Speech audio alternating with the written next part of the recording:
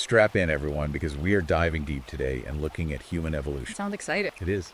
It's going to be a good one, I think. We're taking a look at this book someone sent in called Awaken Your Inner Neanderthal. Subtitle is Supercharging Your Life with 8 Evolutionary Secrets. Catchy title. Yeah, by Conrad Riker. Yeah. From what I've heard, it's got some pretty interesting stuff in there, especially for those of you who are interested in the whole red pill philosophy. Yeah, it really seems to connect to that in a lot of ways. What's fascinating about this book is how Riker, the author, connects our primal instincts to modern life, especially when it comes to understanding the dynamics between men and women. Okay.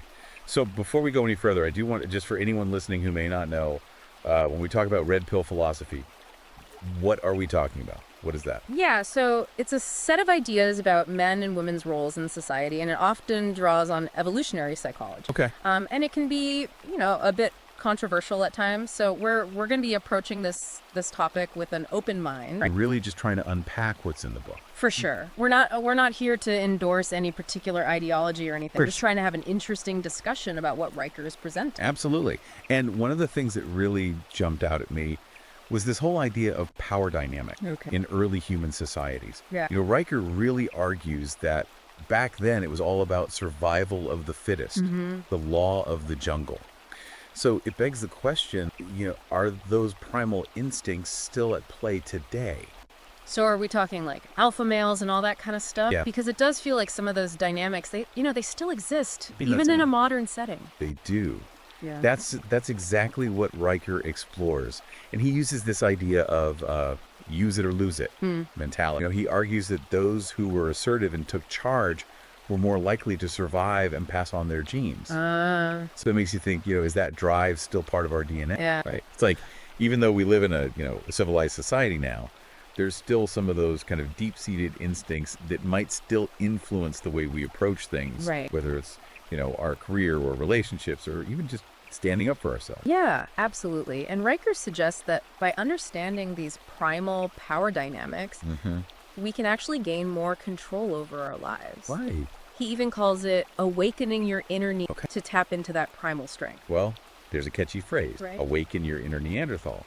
But I gotta say, when I hear Neanderthal, I picture, a caveman. Yeah. Like not exactly someone I aspire to be like, Right. Well, that's where things get interesting because, you see, modern humans, we actually carry Neanderthal DNA. Really? We're not just talking about some distant relatives, but evidence of interbreeding between the species. Wait, so you're saying we all have a little caveman in us? In a way, yeah. It's not like we inherit a club-wielding instinct, but it does show how intertwined human evolution really is.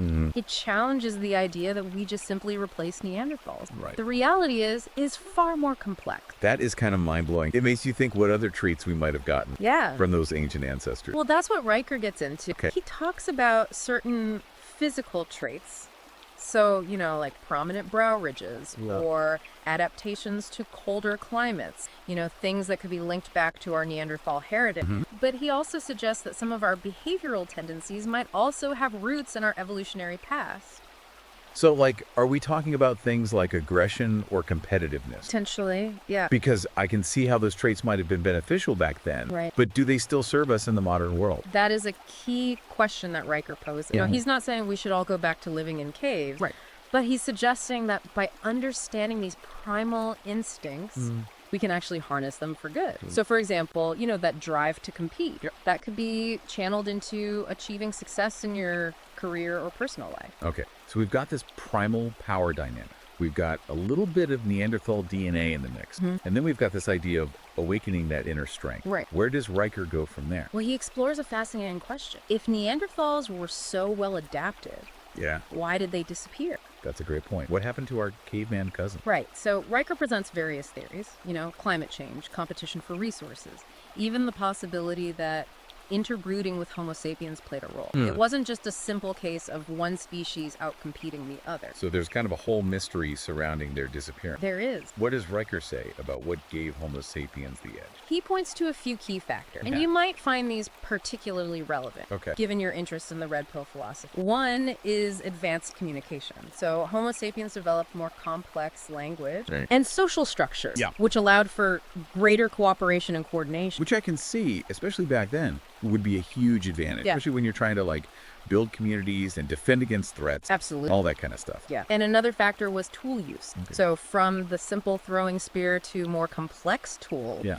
Homo sapiens showed incredible ingenuity and problem-solving skills, which allowed them to hunt more effectively, build shelters, and just generally adapt to their environment. And, this kind of connects back to that whole idea of self-improvement that you see talked about a lot in Red Pill communities and stuff, right? It's about taking control of your environment, using your skills to achieve your goals. Absolutely. And Riker argues that these traits of ingenuity, adaptability, those are still essential for success today, even if we're not, crafting spears or hunting mammoths. Right. So it's not just about physical strength or dominance. Right. It's about using your brain and being resourceful and finding ways to thrive in whatever environment you're in. Precisely. Okay. This is already giving me a lot to think about. I'm ready to dive deeper into these evolutionary secrets. Yeah. What else does Riker have in store for us? Okay, so we've kind of established, like, we've got this inner Neanderthal, and Riker seems to be making a case that understanding those primal instincts can actually be helpful in today's world. Yeah. What other examples does he give?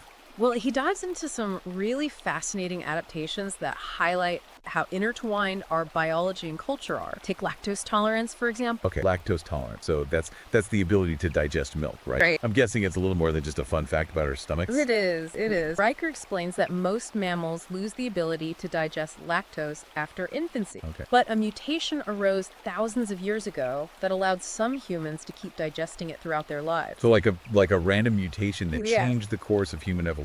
Yeah. That's kind of wild. Yeah, it's pretty amazing. But why would that be such a big deal? Well, think about it. Okay. As humans began domesticating animals and incorporating dairy into their diet, those who could digest milk had a significant advantage. Yeah. It was a reliable source of nutrition, especially in regions where other food sources might be scarce. So it's like survival of the fittest, but for milk drinkers. Exactly. I can see how that would give them an edge, especially back then. And it goes beyond survival. Okay. Riker points out that this adaptation had a huge impact on cultural development. Think about the role of dairy in various cuisines around the world. Cheese, yogurt, all those staples that wouldn't exist without lactose tolerance. Right. It's like this one little biological change rippled out and affected everything from our genes to like our food culture. Exactly. It's a perfect example of how evolution isn't just about physical changes. Right. It's about this constant interplay between our genes, environment, and even our cultural practices. Interesting. Which brings us to another fascinating topic, the gut microbiome. Okay, the gut microbiome. I've heard that term thrown around a lot lately. But I'm not entirely sure what it means. Yeah, so it's basically this complex community of microorganisms that live in our digestive systems. Okay. Think of it like an entire ecosystem within your gut.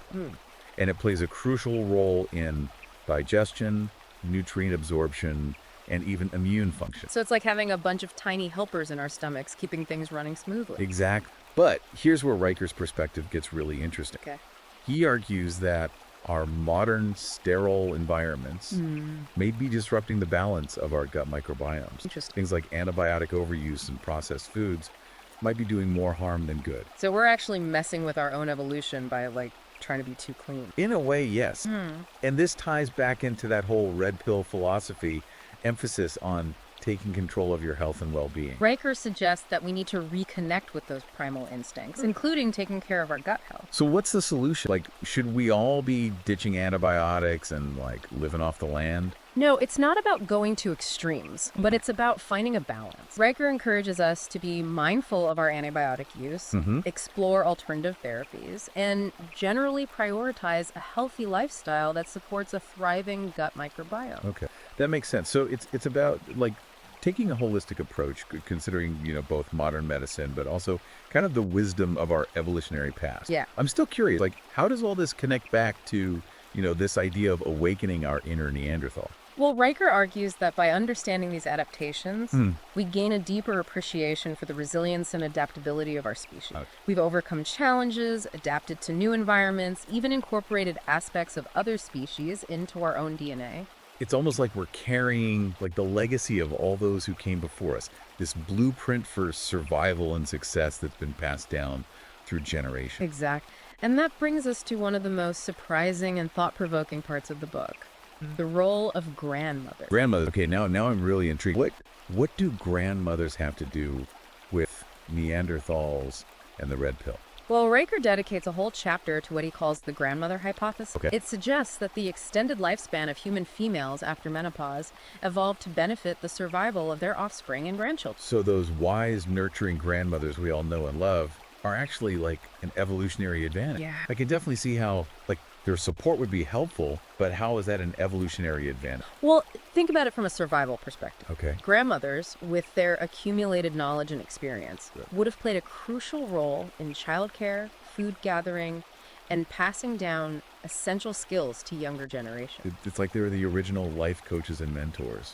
Exactly. And their presence would have freed up younger women to have more children, increasing the overall reproductive success of the group. So it's not just about individual survival, it's about the survival of the family line, the continuation of the species. Exactly. Now. And Riker argues that this has implications for how we view family and community in the modern world. Okay. He suggests that we've lost touch with the importance of multi-generational support systems and the wisdom that elders can offer. So it's not just about looking back at our Neanderthal ancestors, it's about recognizing the value of, like, those who came before us, those who hold the knowledge and experience that can help us navigate the challenges of today. Precisely. And that's what makes his deep dive so compelling. Yeah. It's not just about unearthing fascinating facts about the past. Right. It's about using that knowledge to understand ourselves and our place in the world today. Yeah, I'm seeing that now. It's like these seemingly random facts about, like, lactose tolerance or grandmother. They're actually pieces of this larger puzzle, helping us understand who we are and why we do the things we do. Absolutely. And we're not done yet. Okay. There's still more to uncover. Okay, I'm ready for the next piece of the puzzle.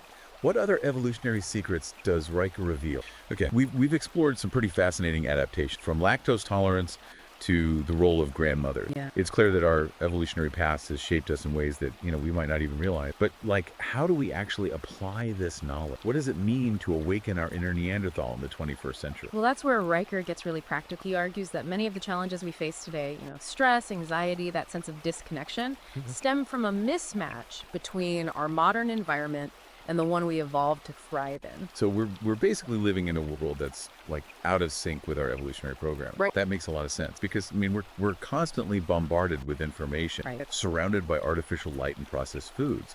It's a far cry from, the savannah where our ancestors were honing their skill. Exactly. And Riker isn't suggesting that we abandon modern life, Right. but he does encourage us to be more mindful, Cool. to make choices that align with our evolutionary heritage. Yeah. And he lays out some practical steps that we can take to bridge that gap. Okay, I'm all ears. Give me some actionable advice. Like, how can I tap into that inner Neanderthal and live a more fulfilling life? One key area is movement. Okay. Riker emphasizes the importance of physical activity that mimics the movements that our ancestors would have done. So running, jumping, lifting, carrying. He argues that our bodies are designed for this kind of activity and that we thrive when we engage in it. So we're talking more than just, like, hitting the treadmill for 30 minutes. It's about engaging our bodies in ways that challenge us, that build strengths and resilience. And I can see how that connects back to that whole idea of tapping into our primal instinct. Exactly. It's about reconnecting with the physicality that was so essential to our ancestors' survival. Yeah. And it's not just about physical strength. It's about that mental toughness, the discipline, the sense of accomplishment that comes from pushing ourselves physically.